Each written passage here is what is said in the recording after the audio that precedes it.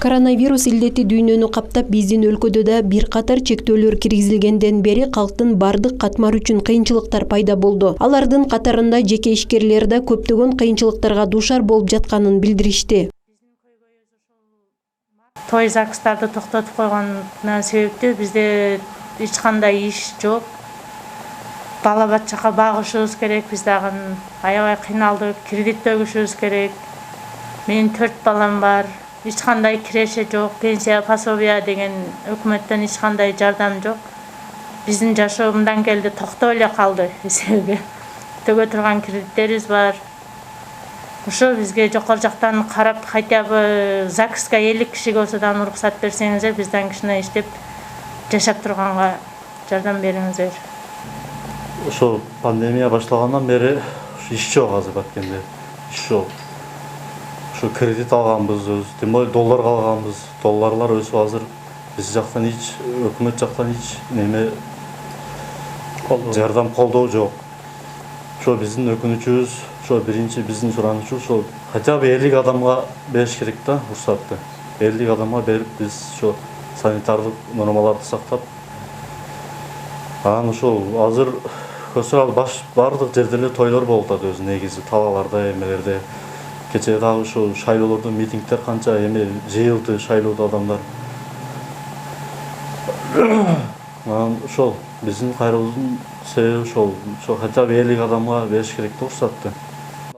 Илдет калктын калың катмарына тарап жаткандан улам республикалык штабтан элдердин көп топтолуусуна тыюу салынган. Облустук штабтын төрайымы 50 адамга уруксат берилбестигин маалымдап, тескерисинче үйлөрдө жашырынып той өткөргөндөргө да рейд жүргүзүлүп, көзөмөл күчөтүлгөнүн айтат. Ошондой эле калктын ден соолугунун саламаттыгы үчүн түшүнүүчүлүк жана сабырдуулук менен мамиле кылып, жакындарыбыздын илдеттен оолак болуусуна ар бир жаран салым кошуусу абдан зарыл экендигин кошумчалады. Мындай маарекелерди, тойлорду үй шартында дагы биз азыр өткөрүүгө бөгөт койгонбуз. Биз ар бирибиз азыр ушул жаман апатты жеңүү үчүн ар бирибиздин азыр салымыбыз абдан маанилүү. Коомчулуктун колдоосу абдан маанилүү. Ошондуктан мен түшүнүп турам, мен ар бир ишкерди да түшүнүп турам. Анын көйгөйүн да билип турам. Бирок эми бул башка жол, бизде башка айла жок. Биз бири-бирибизди колдобосок, бул апаттан чыгып кетиш абдан кыйын болуп турат.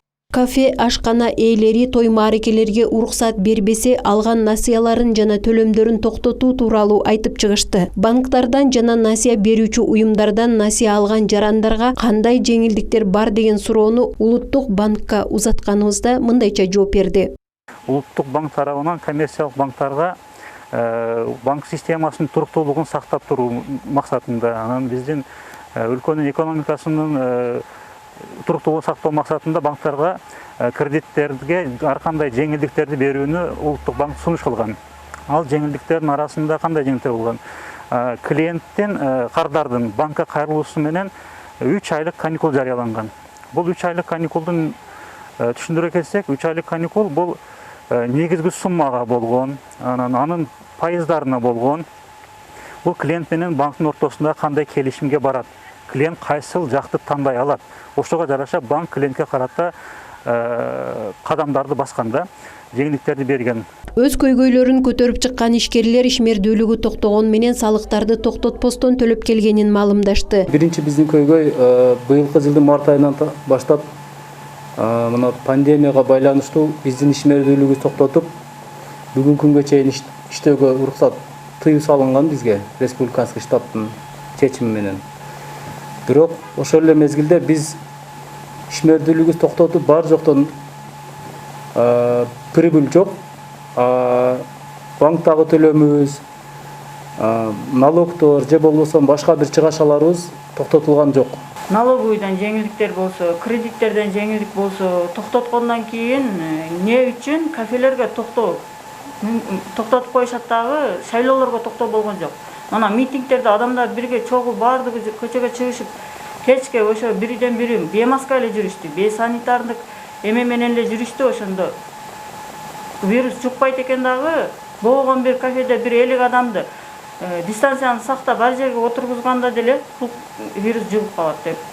Тез анан той топур болуп атат. Кафелерде жок дегениңиздер менен үйлөрдө болуп жатат. Мына тоо ташка чыгып болуп атат. Эгерде 50 адамга чейин той мааракени тойканаларда өткөрүүгө уруксат берилбесе, салыктардан да бошотуу талабын кошумчалашты. Ал эми салык кызматкерлери буга чейин айрым ишкерлер 2 ай катары менен салыктан бошотулганын билдиришти. Мындан сырткары чектөөлөр киргизилгенге чейин алдын ала салыктарды бир нече айга төлөгөн ишкерлердин жумушу токтогон мезгилдеринде ал төлөмдөрү кийинки айларга которулуп берилген дешет. Ошол азыркы пандемия учуруна байланыштуу март-апрель айларына өкмөттүн токтомунун негизинде салыктан бошотулган. Ошондой эле кафе, анан кафелер, магазиндер апрель-май айларына базарлар жабылгандыгына байланыштуу салыктан бошотулган. Ал эми андан сырткары азыр жеңилдиктер деп атасыздар. Бүгүнкү күндө биздин шаар аймагында тойканалар иштебейт. Иштебегендигине байланыштуу булар отчетуну тапшырат милдеттүү түрдө. Иштебегендиги тууралуу отчетун тапшырыш керек нулевой кылып. Анан салык төлөнбөйт иштебегенине байланыштуучу. Анан иштеп аткан кафелер төлөнөт. Коомчулукта өлкөдөгү эпидемиологиялык кырдаал калктын кайсы бир катмарына эле эмес дүйнө жүзү боюнча ар бир жарандын жашоосуна өз кедергисин тийгизип, өлкө экономикасын, ар бир үй бүлөнүн бюджетин 1-2 жылга артка тартып жаткандыгын кеп кылып жатышат. Эң негизгиси илдеттен эртерээк арылып, көйгөйсүз жай турмушка батыраак жетсек экен деген тилек. Канышай Ашимова, Эрнис Азамат уулу, Алтын бешик жаңылыктары.